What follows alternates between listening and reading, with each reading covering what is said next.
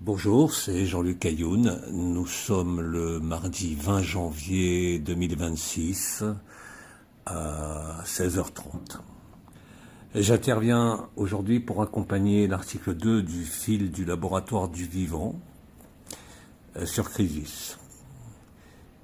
Hier et cette nuit et ce matin, nous avons vécu 2 vagues successives venant du soleil. Comme d'habitude, je ne vais pas vous donner le contenant de l'article, mais je me situe dans une vision plus générale de ce qui s'est passé. Voilà 14 ans, Sri Aurobindo nous avait délivré au mois d'octobre le fait que le noyau cristallin de la Terre avait été libéré. Cette libération s'est accompagnée de la remontée, littéralement, du champ informationnel des mères généticiennes. Cela s'est traduit à cette époque-là, pour les pionniers, si je peux dire, du supramental et de la vérité, par l'apparition d'une nouvelle énergie, si on peut dire, d'une nouvelle information qui partait de dessous les pieds et remontait se rejoindre au sacrum et ensuite remonter par la Shushumna, c'est-à-dire le canal médian de la colonne vertébrale, pour rejoindre le cœur, quand cette énergie que nous avions nommée l'onde de vie est remontée par les pieds, fusionnée dans le sacrum, remontée le long de la colonne vertébrale, a activé ce que l'on a appelé dans les mois suivants le lemniscate sacré, ce symbole de l'infini horizontal reliant le cœur à la tête et la tête au cœur d'une façon nouvelle, si je peux dire. En 2011, nous avions préparé ce qui s'est passé lors de cette 3e vague du 19 janvier 2026 aux alentours de 18h. Au moment précis où j'enregistrais l'audio pour accompagner l'article 1 du laboratoire, la plus grande tempête géomagnétique depuis 2003 et qui a frôlé par sa vitesse l'événement nommé Carrington en 1859 a bien évidemment permis de fusionner le noyau cristallin de la Terre avec ce que je peux nommer le noyau cristallin du Soleil. Depuis 320 000 ans, la Terre était enfermée par des boucles spatio-temporelles et évoluait dans un univers coupé, apparemment de la source. Mais c'était sans compter sur le scénario d'Abba, qui avait écrit depuis le premier atome de la silice fondamentale et avait vécu la totalité des mondes, la totalité des univers, la totalité du rêve et la totalité des consciences. Cette onde de vie, je ne vais pas rentrer dans la structure précise, parce qu'il y en a une. Chaque onde de vie partant de chaque pied, se divisait en 3 faisceaux. Nous retrouvons encore une fois ce 3 en 1. Bien sûr, ce que vous avez vécu hier et que vous décrivez aujourd'hui dans l'article 1, c'est exactement ce processus. Mais ce qui est différent, c'est qu'entre-temps, la semaine dernière, le Vajrayana, le sceptre de cristal, la fontaine de cristal, s'était déversé depuis ce point au-dessus de la tête et a permis donc l'activation de ce qui fut brièvement nommé le 13e corps, qui n'est rien d'autre que ce corps intermédiaire dans lequel nous sommes dorénavant, c'est-à-dire la mise en résonance de la silice et de notre carbone. Et puis, dans l'histoire, nous avons expliqué ce que ce mathématicien français nommé Émile Pinel avait retrouvé. Nous ne quittons pas la cellule, mais nous allons à ce niveau, au niveau de ce que nous appelons, et ce que Pinel avait appelé, des champs informationnels cellulaires. Il y a 3 champs dans chaque cellule. Le champ 1, H1, le champ 2, H2, le champ 3, H3. Comme c'est curieux. Nous retrouvons encore, pour chaque cellule, pour chaque univers, pour chaque atome, pour chaque cristal, 3 champs informationnels. Un qui vient du passé, la mémoire, l'habitude, la souffrance, le poids, que nous portons tous, sans exception, bien avant ces 320 000 ans, depuis la création même du premier rêve. Ce qui s'est produit hier à un échelon beaucoup plus important en nombre et en qualité est quelque chose qui est merveilleux. Vous le décrivez avec vos mots, vous rentrez en résonance avec vous-même. Le champ du futur, et nous l'avons expliqué, ce champ informationnel venant du futur, de la silice fondamentale, du premier air, du premier souffle de la création, est en train de se rejoindre en vous, venant en quelque sorte équilibrer et consumer tout ce qui vient du champ du passé, le champ H1. Et vous vous retrouvez ici, pour beaucoup, dans cet ici et maintenant. Cet ici et maintenant n'est pas celui qui est expliqué de façon oiseuse et de façon superficielle.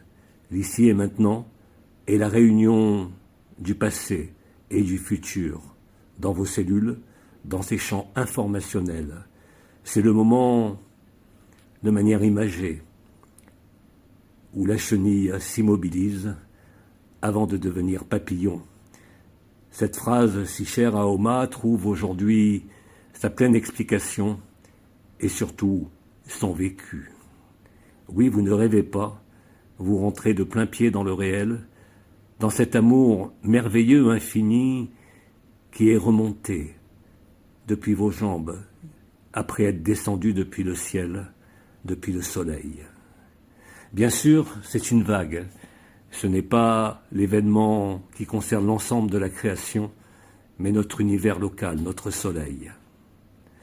Et en 2011, Sri Aurobindo nous avait dit que nos corps de silice, nos corps de lumière étaient détenus, prisonniers, dans le corps même du soleil. Le soleil est bien plus que ce qui nous nourrit. Le soleil est une porte. C'est cette porte-là qui avait été fermée par la courbure de l'espace-temps, par un vaisseau métallique nommé lui aussi Nibiru, et qui contenait les gardiens du rêve quelque part, non pas les gardiennes de la création, mais ceux qui, par leur friction, allaient initialiser le processus du retour à soi-même, du retour à la vérité, du retour au réel. Le retour à la vérité et le retour au réel, vous êtes en train de le vivre. La chrysalide de la chenille commence à s'ouvrir. Le papillon sèche ses ailes. C'est exactement ce que vous êtes et ce que nous sommes en train de vivre. Non plus seulement à l'échelon de quelques individus, la porte ayant été ouverte au début du XXe siècle par Sri Aurobindo, puis par Mère, et repris ensuite par tout ce que j'ai reçu pour vous, tout ce que j'avais déjà vécu et qu'il fallait là aussi donner. Alors je vous ai donné en tant que canal, je vous ai donné en tant que simple médecin, déjà à moitié hors de l'Empire, à travers les cristaux, à travers les résonances agapées et à travers le silence. Nous nous rejoignons. Nous nous rejoignons là où l'état de grâce n'est plus un vain mot, là où il n'y a plus besoin de pratique assidue, mais d'être simplement ce que vous êtes. Ce que j'ai nommé le retour à l'état naturel. Maintenant, vous le comprenez, vous le vivez. Ce n'est pas ailleurs, ce n'est pas dans un autre corps, ce n'est pas dans un autre cycle, c'est ici et maintenant. Alors chaque vague qui se produira, parce que maintenant cette libération est lancée à pleine vitesse. Vous voyez les vagues? Il y en a une le 19 décembre, il y en a une le 15 janvier, il y en a une le 19 et le 20 janvier. Quand sera la prochaine? Laissons se dérouler, laissons être ce qui doit être. Nous n'y pouvons rien. Vous pouvez simplement être entre vos 4 piliers du cœur, ici présent, et danser en même temps que la danse. Alors longtemps je vous ai dit comme Chrysis, marchez, marchez, marchez, souriez, souriez, souriez. Aujourd'hui je vous dis merci, merci, merci. Chrysis m'a d'ailleurs écrit une chanson que vous retrouverez sur mon YouTube. Et cette chanson est célèbre. Elle célèbre bien plus que je me souviens.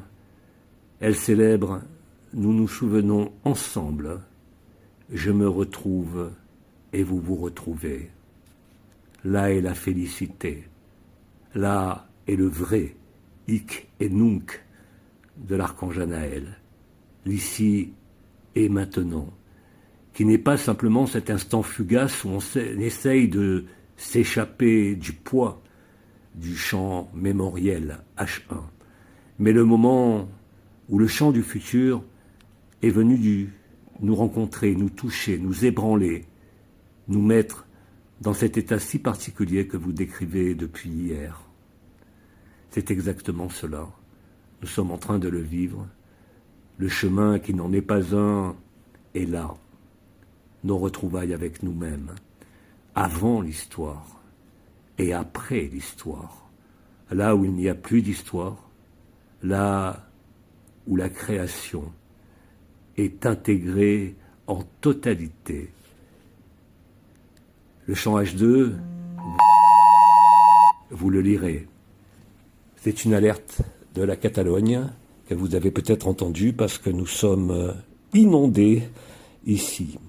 Vous êtes inondés d'amour, le feu est descendu, l'eau est remontée, ici l'eau descend encore. Le feu va donc redescendre lui aussi. Nous en sommes à ce moment où les synchronicités, les métasynchronicités, comme je les appelle, vont s'amplifier. Les clins d'œil d'Abba vont être omniprésents. À chaque acte, à chaque minute de votre vie, vous ne pourrez plus jamais vous oublier. Vous n'aurez plus besoin de vous souvenir. Vous n'aurez plus besoin de connaître ce qui vient, car vous êtes exactement ce qui vient, ce qui est. Alors bien sûr, l'article 2 du fil du laboratoire du vivant va vous donner, comme toujours, des techniques, des moyens pour ceux qui ne le vivent pas encore, d'accéder à ce champ informationnel H3, celui du futur, celui du réel, là où aucun monde ne peut tenir, là où est juste cette félicité, cet état de totale plénitude. Vous vous êtes vidé de vous-même, vous avez au fur et à mesure des semaines accepté de déposer vos fardeaux, de les partager comme une délivrance, et vous vous êtes délivré, vous vous êtes livré puis délivré vous-même. Ce pas, cet ultime pas, vous ne pouviez que le réaliser par vous-même. Aucun gourou, aucun maître, aucune entité, aucun bodhisattva ne peut le réaliser. Il fallait que ce soit vous qui le réalisiez.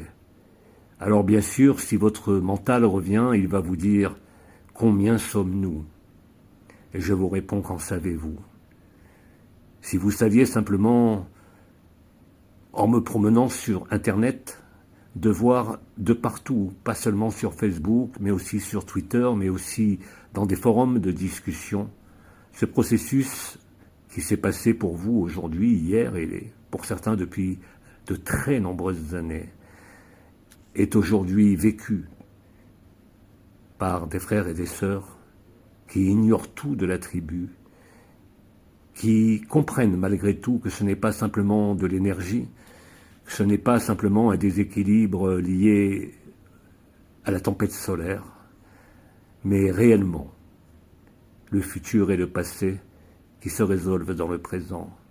Alors bien sûr, nous avons mis des mots, le 3 en 1, nous avons expliqué la silice fondamentale, nous avons expliqué ce qu'est le silicium, nous avons expliqué le 3 en 1 depuis la civilisation des triangles et Métatron. cette forme cylindrique qui n'est pas fermée.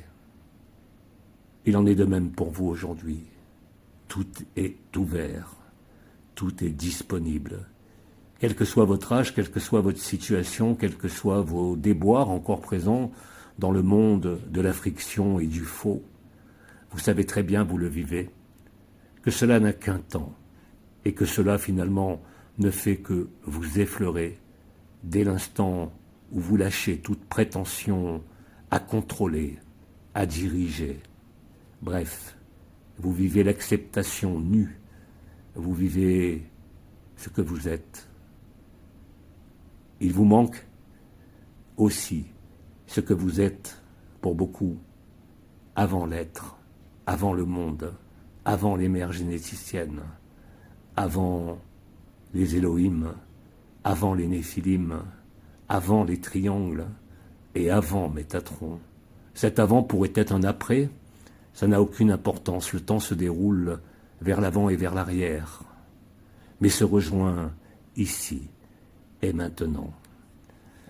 Alors Abba vous aime, Abba vit ce que vous vivez, Abba réalise ce pourquoi il a suivi le jeu de la création depuis son origine, avec les mères généticiennes, celles qui ont tant porté, celles qui ont tant supporté, celles qui parfois sont devenues des étoiles, nous transmettant,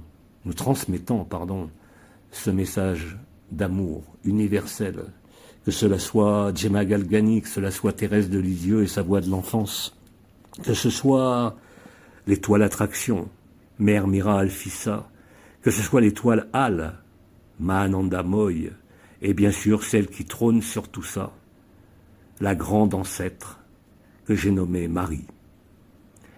Bien sûr, c'est aussi Isis, bien sûr c'est aussi un personnage, mais c'est avant tout un champ informationnel.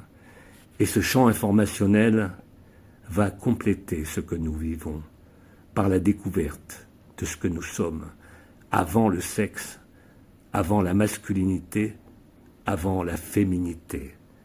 Cela s'appelle, et cela s'appelait dans Autre Dimension, le 11e corps, le corps du Verbe, celui aussi du silence, situé juste au milieu de la lèvre supérieure.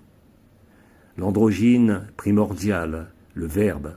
L'androgyne primordial, c'est le 12e corps, c'est celui qui est à la pointe du nez. C'est la dernière étape, passée du 11e au 12e, qui vous permettra de retrouver l'intégralité du champ informationnel de Marie Isis. Chrysis vous a montré le chemin, Abba vous a accompagné depuis fort longtemps, et par ma voix depuis le tout début de ma vie, mais aussi de votre vie, celle-ci, je ne parle que de celle-ci. Le reste est une lettre morte, il vient rejoindre la dissolution par l'amour, le champ H1, au niveau de H2, la cellule d'aujourd'hui, reçoit le champ H3 pour faire le miracle d'une seule chose. Nous sommes un. Nous venons de ce qui est antérieur au comptage ou au décomptage. Nous sommes antérieurs au conte, c'est-à-dire au narratif, à notre histoire personnelle. Nous sommes antérieurs au monde, nous le découvrons, nous le vivons. Je vous remercie de m'avoir écouté et au-delà de ça, de m'avoir fait confiance pour vous faire confiance. Je n'ai jamais été un gourou, je n'ai jamais été un maître, je n'ai jamais été un prophète. Je n'ai été que Abba en JLA, et vous découvrez aussi que vous êtes Abba en vous-même. Il nous reste à fusionner, je viens de le dire et je le répète, le champ informationnel de Marie, qui nous donnera la liberté totale. Là aussi, accueillons, soyons sincères, soyons humbles, témoignons de la vie, continuons à laisser se dérouler ce fil, qui n'est plus un fil d'or, qui n'est plus un fil d'argent, qui est un fil de la chair, et en même temps le fil de l'esprit, celui qui nous réconcilie, comme nous nous réconcilions de partout, sur Internet, sur les réseaux, dans les familles. Quelque chose a basculé. Vous avez basculé. La création le sait, le futur le sait, le passé s'en réjouit, parce que tel était le but. Nous vivons, et je le répète souvent ce mot, des moments ontologiques. Ce n'est pas seulement le passage de l'homo sapiens à l'homo noeticus, l'homme de la conscience, celui de la silice, mais nous passons à l'intégration de la totalité de la création. C'est maintenant, c'est chaque jour, c'est chaque minute, chaque souffle. Ce n'est pas un effort, c'est une acceptation. De cette acceptation naît l'engagement. Ça fait partie des thérapies cognitives et comportementalistes aujourd'hui, dans ce qui est nommé la troisième vague des thérapies cognitives. C'est accepter les choses telles qu'elles sont, travailler sur le mindfulness, la pleine conscience, voir les choses pour ce qu'elles sont, comme elles sont, sans les interpréter et sans le revivre. Simplement voir clair, voir avec précision et comprendre. Et à ce moment-là, l'engagement survient. Nous accompagnons les uns et les autres. La fin du dernier pralaya, nous atteignons le plérum, nous atteignons enfin et toujours ce que nous sommes. Je vous aime, je vous serre sur mon cœur de silice et sur mon cœur de chair. Et je vous dis à demain.